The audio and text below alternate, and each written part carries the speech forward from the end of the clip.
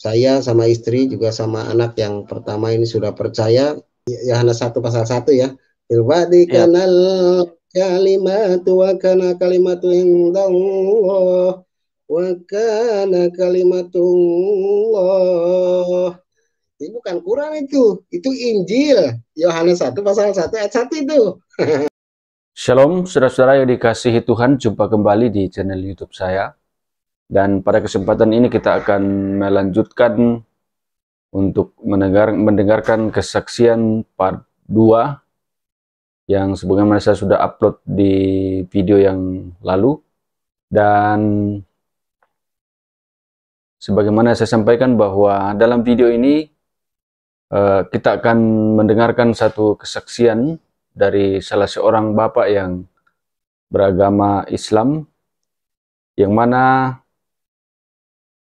beliau adalah seorang guru pesantren yang menerima Kristus sebagai Tuhan dan Juru Selamat. Ini adalah sesuatu yang sangat luar biasa, saudara-saudara, dan akhirnya ia bersama dengan keluarganya menerima Kristus.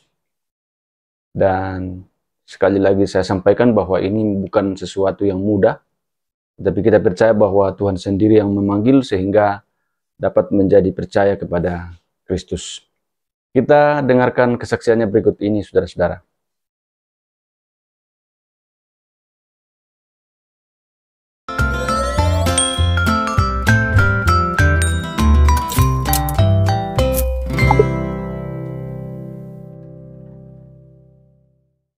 Dalam kurun waktu 1 minggu, setelah itu saya bertemu kembali, bertanya lagi. Saya mengejar orang itu bagaimana dengan pertanggungjawaban ajaran ini. Karena saya mendapatkan ajaran yang sangat aneh ini. Kenapa cuma Isa. Dan memang saya di dalam Al-Quran Muhammad tidak ada di sini. Ada tapi tanda kurung yang ditambahi oleh Lembaga Alkitab Indonesia, ditambahi. Bukan memang ada dalam Arabnya, tapi ditambahi di dalam kurung. Tapi Isa, Bani Israel, atau tidak ada menceritakan Bani Kedar atau Bani Hasim atau Bani Sundanis atau Jawanis, nggak ada itu. Yang saya tahu itu Bani Israel aja yang diceritakan dalam Al-Quran. Itu surah 4 ayat 159, itu paling menerangkan sekali. Dia bahkan bisa menyembuhkan orang sakit.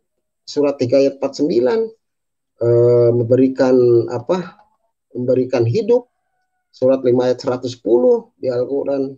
Dia bisa membangkitkan orang mati. Surat 3 ayat 55, tidak ada mungkin. Semua para nabi tidak ada yang bisa membangkitkan orang mati. Jangankan ayah mati mungkin kalau saya pikir. Jangankan orang mati, ayah mati mungkin tidak bisa. Kalau dia tidak diberikan roh Tuhan. Nah setelah itu saya belajar, dikirimlah beberapa ilmu kitab Injil ya. Berdasarkan yang sering Pak Kace bahas itu di surat 3, surat Ali Imran ayat 3 ya. Saya sudah tahu hafal sebetulnya itu. Bunyinya begini, nazal alaikal kitab bil haqqi musaddiqan lima baina yadayhi wa anzala taurata wa injil. Yang artinya saya turunkan kitab ini yang hakiki, yaitu kitab ini yang dibaca, dan membenarkan kitab-kitab sebelum, antara lain Taurat dan Injil. Kalau memang membenarkan, kenapa kita diharamkan untuk mempelajarinya? Nah, disitulah ada pertanyaan dalam otak saya itu, ada pertanyaan. Kalau memang benar, kenapa kita diharamkan? Ada apa ini dengan haram ini? Diharamkan untuk memegangnya saja kita sudah haram.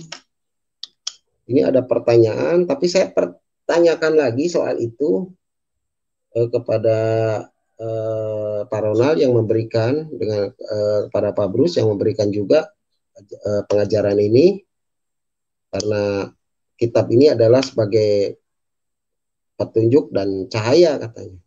Quran ini bukan alamat yang asli katanya, tapi ini Quran benar nggak? Ya benar, Quran benar katanya. Menurut dia Quran benar, tapi bukan alamat yang asli. Karena diterangkan di surat Al-Baqarah ayat 2, itu dzalikal kitabul la raiba fihi hudal lil muttaqin. Jadi kitab ini saya turunkan bagi orang-orang yang sebagai petunjuk, bagi orang-orang yang bertakwa. Oh iya, petunjuk ya. Ini tuh petunjuk. Kalau petunjuk berarti tanda panah. Fungsinya menunjukkan, bukan alamat yang asli. Kalau menunjukkan berarti ada kitab yang ditunjuk. Ada kitab yang ditunjuk. Setelah saya berdiskusi ulang dengan beliau, dengan yang mengajarkan saya, puji Tuhan saya diberikan sedikit ada rasa percaya. Oh, saya percaya kalau begini. Memang benar ini. Ada namanya, karena dia berbicara juga serempetan juga dengan budaya ya. Dan nanti juga akan ada namanya Ratu Adil katanya. Terus Sang Hyang Piningit pada kemudian zaman, pada akhir zaman. Nah, itu dikaitkan dengan surat-surat yang diberikan kepada saya juga,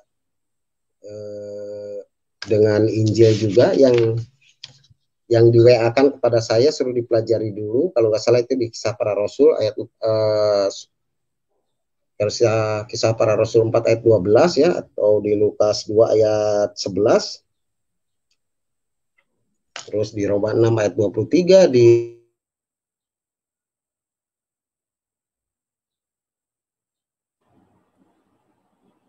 ayat 6, dan banyak-banyaklah ayat-ayat favoritnya yang dia berikan kepada saya. Kemudian saya percaya 2018 pada saat itu saya orang yang percaya pada saat itu. Tapi saya belum di Sidko. Kalau bahasa Islamnya di Sidko. Jadi ya dibaptis dan namanya. Nah,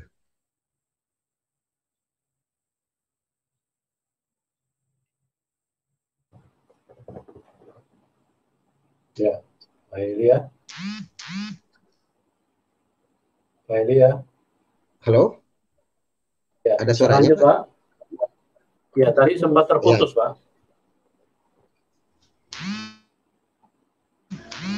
Oh, sempat terputus ya? Ya.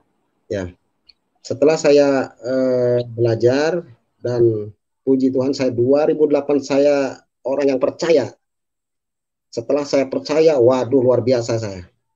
Mengenalkan kepada teman-teman saya, rekan-rekan saya dengan tidak putus asa pada saat itu 2018 mengenalkan. Walaupun saya juga masih banyak pertanyaan dalam otak saya. Bagaimana dengan ilmu Safinah? Bagaimana ilmu Jurumiyah ini? Bagaimana dengan fikih Islam? Bagaimana dengan sholat? Bagaimana dengan Al-Quran? Saya tidak terpikirkan itulah 2018. Biarkan saja dulu, saya tinggalkan dulu. Coba dulu hal yang baru ini. Walaupun itu belum ada jawaban. Nah, nanti jawabannya setelah 2021 bulan-bulan kemarin itu. Oh, jawabannya ternyata saya menonton YouTube itu jawabannya. Oh, ternyata kitab Safinah ini karangan manusia. Bukan dari Tuhan, saya bilang.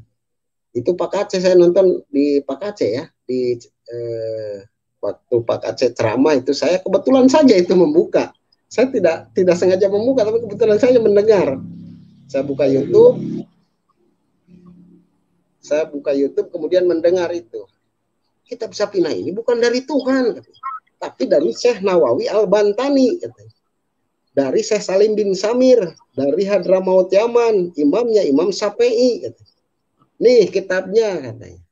Nah, disitulah saya mulai berpikir keras itu. Oh iya benar. Saya semakin percaya lagi sama Isa Al-Masih, Yesus Kristus. Saya semakin percaya lagi setelah itu. Nah, tapi itu kan meloncat ya ceritanya. Nah, cerita yang tadi itu setelah saya di 2018 awal dikenalkan oleh namanya Pak Bruce Walker, terus sama Pak Ronald dan rekan-rekannya, saya diberikan pengajaran. Cuma karena memang saya bingung pada saat itu bagaimana dengan kitab ini yang saya pelajari yang lalu. Kemudian jawabannya pada tahun ini. Nah, pada tahun itu saya memberikan apa namanya pengetahuan saya mengenai Isa Al-Masih kepada rekan-rekan saya. terus memberikan pengajaran keyakinan kepada, ya puji Tuhan saya banyak juga, walaupun saya masih bingung, tapi ada juga orang yang dimenangkan jiwanya oleh saya sampai sekarang ikut juga. Termasuk juga istri saya, termasuk juga rekan-rekan saya, ada beberapa orang ya. Ini walaupun saya pada saat itu masih ragu, bagaimana ini, saya belum dengan back yang kuat, tapi saya sudah memberikan pengajaran terhadap orang lain dengan hal yang baru ini. Tapi puji Tuhan benar banyak sekali orang. Bukan hanya di situ, saya kan membangun stasiun komunikasi di Pemancar itu di rumah dengan tower yang cukup tinggi juga. Saya berdakwah di situ, didengar mungkin oleh ribuan orang itu. Tapi ada saja yang ikut. Walaupun saya belum paham itu sebetulnya pengajaran, belum paham pada saat itu. Nah, mulailah di situ saya goyang. Karena keluarga saya mulai menghujat saya. Keluarga saya, kebetulan istri saya juga tidak sepaham pada saat itu. Dan sampai sekarang saya mengalami perpisahan. Dan saya meninggalkan beberapa anak di sana, 4 anak dan ikut 1. Dan setelah beberapa tahun sampai sekarang saya mengalami hal yang baru, diberikan pengganti oleh Tuhan juga, walaupun dengan masih agama yang lama, tapi puji Tuhan yang sekarang sudah mengikuti apa yang saya ajarkan, mengikuti Isa Al-Masih, mengikuti Tuhan Yesus Kristus, karena memang terus terang tidak ada jalan lagi. Kita mau pilih kemana? Ada ayatnya, boleh Pak saya bacakan ayat nih? Boleh Pak, boleh. Haleluya. Nah, ayat ini tidak ada pilihan. Saya bilang, tidak ada ayat pilihan. Fil badi kanal kalimah, wa kalimatu kana indallah wa kana kalimatullah. Itulah ayat saya. Itu bukan Al-Quran, Pak. Yang artinya seperti begini. Pada mulanya adalah firman. Firman bersama-sama Allah dan firman itu adalah Allah. Tidak ada pilihan. Sudah hanya itu. Tidak ada yang lain lagi. Mau milih kemana lagi? Gitu. Yohanes 14 ayat 6. Akulah jalan dan kebenaran dan hidup. Tidak ada seorang pun yang datang kepada Tuhannya, kepada Bapa, kalau tidak melalui Dia, Isa Al-Masih. Kalau tidak melalui Yesus Kristus, tidak ada lagi jalan. Kalau bisa saja mungkin saya memberikan penerangan sampai seperti itu. Bisa saja mungkin ya sebenarnya. Tidak ada seorang pun yang datang kepada Bapa kalau tidak melalui aku. Dalam ayat pertamanya, akulah jalan dan kebenaran dan hidup. Bisa saja nabi lain seperti itu juga. Oke lah, nabi lain seperti itu juga. Tapi di kata-kata sambungannya, tidak ada seorang pun. Nah, kalau sudah tidak ada seorang pun, mau siapapun berarti. Pada saat itu. Mau siapapun tidak ada lagi. Keputusannya hanya sampai di situ.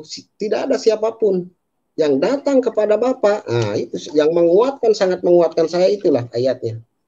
Amin. Terus di Kisah Para Rasul 4 ayat 12 ya. Dan keselamatan tidak ada di dalam siapapun juga selain di dalam Dia, sebab di bawah kolong langit ini. Waduh, kalau sudah di bawah kolong langit mau siapa lagi, saya bilang ini. Mungkin ini sudah penutup sekali ini. Sudah kuat sekali. Kunci udah gembok 2 kali ini.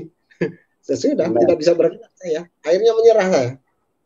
Oke lah, saya tinggalkan keustadan saya, ketakwaan saya pada iman yang lama saya tinggalkan. Puji Tuhan, saya mengikuti jalan kebenaran dan saya mendapatkan kehidupan layak di kemudian. Ada harapan lagi.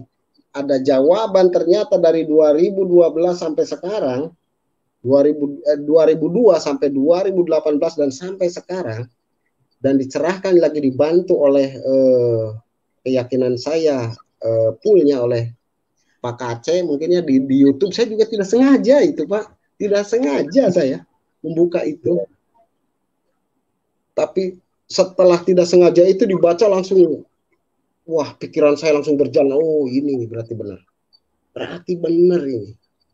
Saya bilang karena kitab Sapina ini memang tidak ada di dalam Al-Quran diceritakan. Sapina, Jurumiyah, kitab-kitab alat ini hanya untuk membaca, membedah Al-Quran. Sementara Al-Quran tidak berkata banyaknya banyak. Isa Al-Masih situ berkata. Mungkin namanya beda, tapi pelakunya ya itu juga. Cuma kadang-kadang di Al-Quran ada plesetan sejarah di situ. Yang saya aneh setelah saya membaca Alkitab. Ada plesetan sejarah. Nah itu saya tanyakan kembali kepada Mr. Bruce, dan saya sering ke rumahnya menanyakan dan diberikan penerangan. Kemudian saya mencari pada saat itu, ini yang berkata ini dulu itu kitab kuning itu mana ya channelnya, dicari lagi. Ternyata dapatnya di channel ini. Haleluya. Ternyata di sini dapatnya. Oh, ada ini orangnya sih ini. Nah, di sini lah saya ikut, Pak. Itu, aduh, puji Tuhan, saya benar-benar diselamatkan ini. Sama orang ini saya tidak ada keraguan sedikit pun. Tadinya masih ada ragu, ini bagaimana dengan kitab ini, kitab Sapina, Jeremia, kitab alat, kitab Tijan, apa semua yang saya pelajari, bagaimana ini pertanggungjawaban saya nanti. Ternyata setelah baca Alkitab, kemudian saya, Alkitab pun saya tidak punya, Pak. Alkitab hanya Alkitab HP aja, digital. Nah, baru yang dikirim ini. Ya. Nah, yang dikirim ini Pak Rey ini yang ngirim saya. Baru saya baca-baca ini. Iya Pak, kita kirimkan biar Bapak paham. Iya. Iya. Ya saya bercerai mungkin dengan yang lama karena tetap saya memutuskan Isa Al-Masih. Saya pada saat itu memang sedih. Ya. Sedih meninggalkan 5 orang anak, kebetulan ikut 1 sekarang. Saya sangat sedih, dan memang ini harga yang harus mungkin saya bayar pada saat ini, karena saya yakin percaya tidak ada masalah bagi saya. Mungkin nanti Tuhan akan mengganti, ternyata tidak lama kemudian digantikan juga. Haleluya. Dia mendapatkan yang lebih baik dan dia mau mendengarkan ajaran saya. Dia lebih baik, lebih cerdas, walaupun mereka agak lebih polos ya Pak ya, yang kemarin lah polos dia. Saya menikah 2020. Pak Kaci punya mahkota besar ini, Pak Kaci punya mahkota nih. Bisa memenangkan Ustadz ini. Luar biasa. Haleluya. Betul. Keraguan saya yang begitu lama itu, walaupun saya sudah mengerti, sudah yakin, tapi ada ragu dengan kitab-kitab saya itu, kayak kitab kuning yang saya pelajari itu. Selesainya itu diselesaikan oleh Pak Aceh itu, selesainya. Di channel ini saya dapatnya. Iya, puji Tuhan, Pak, luar biasa. Nah, setelah itu saya diberikanlah Alkitab mungkin sama rekan Bapak. Rekan Bapak ini saya pelajari setiap hari juga, kalau ada waktu senggang saya pelajari. Saya mengajak berdoa bareng. Ternyata saya setelah mempelajari ini semua terbebas, Pak. Saya terbebas dari jeratan-jeratan yang sepertinya harus gini, harus gitu, harus ini, harus itu. Udah banyak sekali doktrin lah. Saya bebas. Sekarang saya jadi orang yang merdeka saya. Jadi orang yang merdeka. Kemudian banyak juga yang menanyakan pada saat ini juga, bukan hanya yang senang dengan saya, tapi setelah saya mengajarkan ini ajaran Yesus ini, banyak sekali orang yang menjauhi saya. Saya tidak ambil pusing, mungkin nanti Tuhan akan mengganti lagi. Amin. Sekali Pak, wah kamu ini iblis ini katanya. Ini ajaran iblis ini, ajaran kafir ini katanya.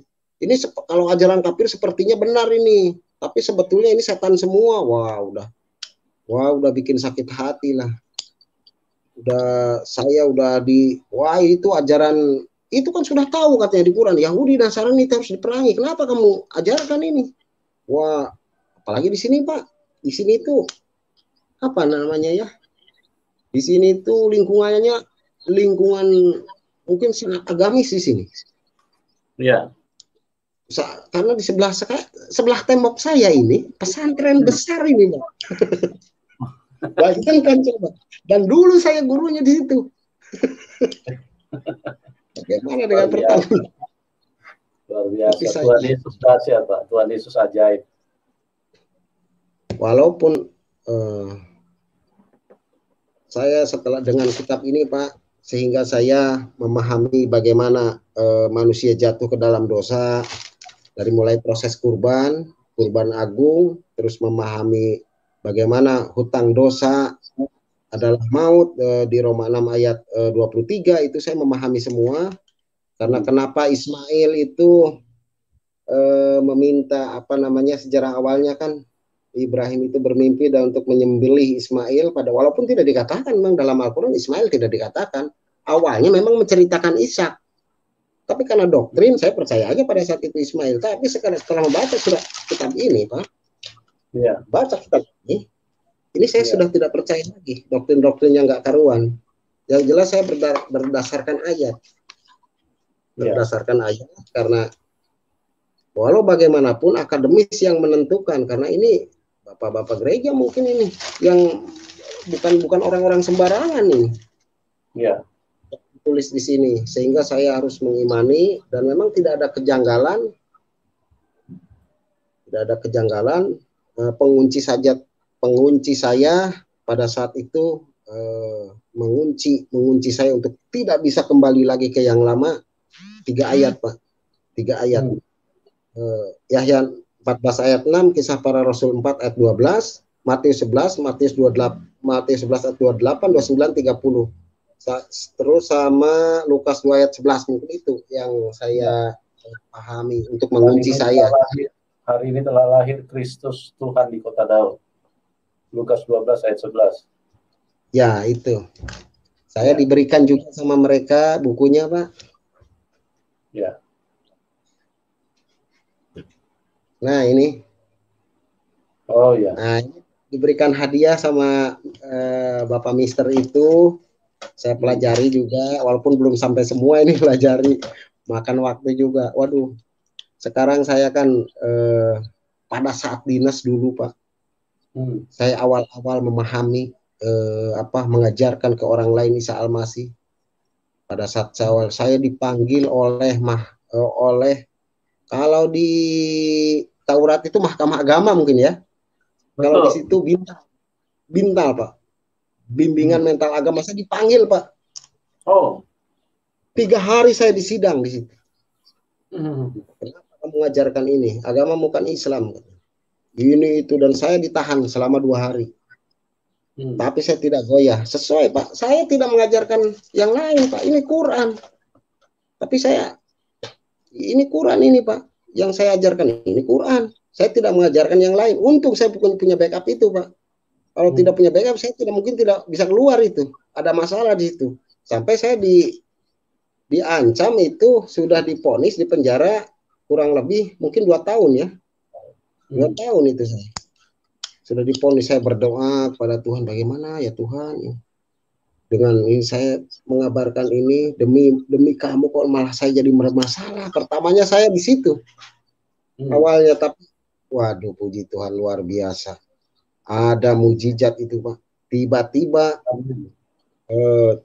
ada bekas komandan saya melihat, dan kemudian tersentuh hatinya, dan dia langsung bantu. Tidak bisa ini, anak ini diadili secara begini, tidak bisa. Harus dibuktikan dulu keadaannya, harus dibuktikan dulu apa dia bercerita apa.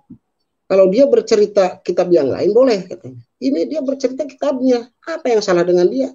Akhirnya saya pembelaan pimpinan itu, Pak, langsung saya dibebaskan, dan saya tidak mengalami hukuman yang mungkin, waduh, menurut saya sudah kacau mungkin di keluarga, terus tambah lagi saya di penjara, mungkin waduh kacau ini, saya bilang. Ya. Memang tidak mudah ya, Pak. Tidak mudah, meninggalkan Islam itu tidak mudah. Ya, tidak mudah, Pak. Ya. Sangat tidak mudah. Ada harga yang harus dibayar memang. Tapi apa keuntungan saya? Memang secara ekonomi saya sangat kurang sekarang. Sangat kurang. Untuk makan pun kadang, ya namanya juga ya hidup lah. Tapi saya syukuri saja apa yang saya makan. Saya bersyukur sekali. Saya sudah mendapatkan ketenangan. sudah mendapatkan pengertian yang bagus, mengerti jalan Tuhan. Oh, ternyata maunya Tuhan tuh begini. Saya sudah mengerti, dan sampai sekarang pas saya menginjil di radio, kadang-kadang di jalan, kadang-kadang saya ketemu rekan, saya bahas budaya dulu, setelah budaya baru masuklah ke dalam pokok permasalahan. Kadang-kadang saya mengikuti alur ceritanya dia dulu, baru saya sedikit-sedikit gitu. Dan banyak juga jiwa-jiwa yang ikut kepada saya. Alhamdulillah nanti mungkin ya puji Tuhan, nanti tanggal 29 saya mengadakan kumpulan nanti Pak. Saya akan memberikan pencerahan kepada pengikut-pengikut yang saya ajarkan. Mungkin ada beberapa rekan, tidak banyak sih. Tapi puji Tuhan, Tuhan memberkati. Nanti akan kumpul semua. Semoga nanti tanggal 28 akan saya berikan penerangan sambil makan-makan Pak, santai. Oh, haleluya, haleluya. Ya. Nah, yang mungkin yang saya belum begitu paham itu, mungkin kalau proses kurban, memahami hutang dosa, terus dan sekarang mungkin kalau di radio saya itu banyak sudah membangun komunitas ini, kurang lebih sudah 200 orang mungkin pengikut saya Pak, dari berbagai macam kalangan. Kalau butuh pembekalan Pak, kami bersedia kok Pak untuk ini, untuk membekali supaya mereka ini dikuatkan dan mereka semakin diteguhkan dengan apa yang Bapak sampaikan gitu. Iya, mudah-mudahan Pak, karena saya kalau saya menginjil, saya buka dulu pakaian dinas saya pakai pakaian biasa saja, menghampiri mereka. Saya dulunya yang mungkin waktu saya di Timur ya, saya main tembak dulu itu. Pokoknya tidak ada yang lain yang di depan saya musuh ya saya tembak. Urusan belakangan, urusan orang lain mati ya itu bukan urusan saya. Yang jelas saya sesuai dengan perintah dulu seperti itu. Tapi sekarang saya harus memperbaiki diri dengan kasih. Saya harus memperbaiki diri dengan bagaimana Tuhan memaafkan saya kalau saya tidak memaafkan orang lain. Bagaimana Tuhan bisa memberikan saya rezeki kalau kita tidak bisa memberikan rezeki terhadap orang lain, walaupun cuma berupa ilmu Pak. Kalau berupa harta mungkin saya tidak punya. Berupa apa saja yang saya bisa bantu. Saya lumayan banyak pengikut menurut saya ya, kalau menurut orang lain belum banyak ini. Tapi dengan keringat susah payah saya segitu udah lumayan Pak, udah lumayan. Luar biasa. Padahal itu yang saya berikan setiap ketemu orang, tapi hasilnya kadang-kadang nol. Aduh, sedih sekali saya pulang.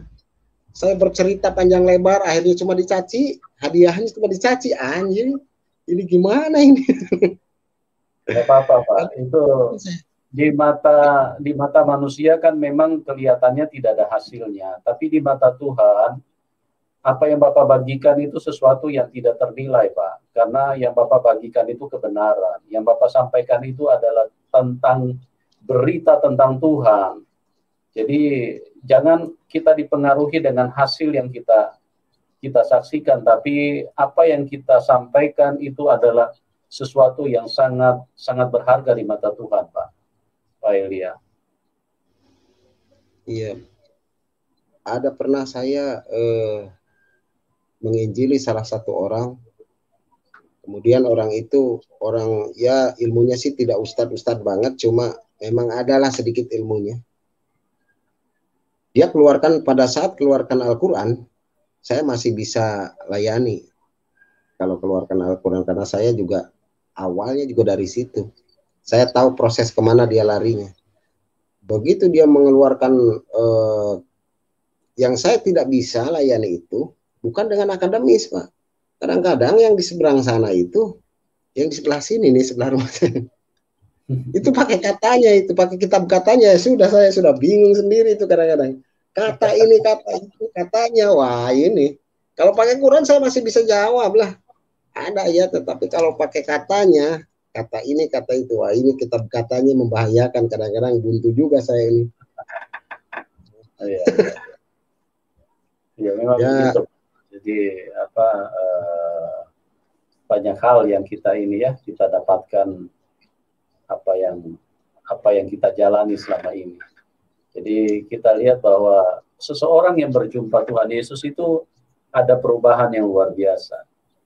Kalau dulu Pak Elia Jupri bertindak secara manusiawi, tapi sekarang bertindak dengan kekuatan Tuhan, kasih yang keluar ya. Jadi segala sesuatu itu dengan belas kasihan, dengan tujuan ingin menolong, menyelamatkan, merangkul, sekalipun hasilnya mungkin dicaci, mungkin dimaki, mungkin dihina, tapi tetap karena belas kasihan Tuhan keluar dari dalam hati kita. Berbeda kalau orang ketemu dengan Tuhan, ya. Kalau orang tidak ketemu dengan Tuhan, emosional yang keluar, sedikit-sedikit mau tumpahkan darah, ya itulah menunjukkan bahwa manusia itu dikuasai kuasa kegelapan. Jadi haus darah, jadi kepengen selalu tidak bisa terima, bawaannya emosional, sumbu pendek, gampang sekali menyala gitu. Kita bersyukur ya Pak Elia Jupri ini mengalami kuasa Tuhan yang luar biasa. Silakan Pak, masih ada yang Bapak mau tambahkan? Luar biasa. Saya menambahkan beberapa detik lagi mungkin. Saya menyatakan mungkin pernyataan saya pada kesaksian ini, saya benar-benar diberikan kuasa kehidupan. Dari mulai awal sudah diberikan bocoran ya, dari mulai pesantren dulu tahun 91, 92,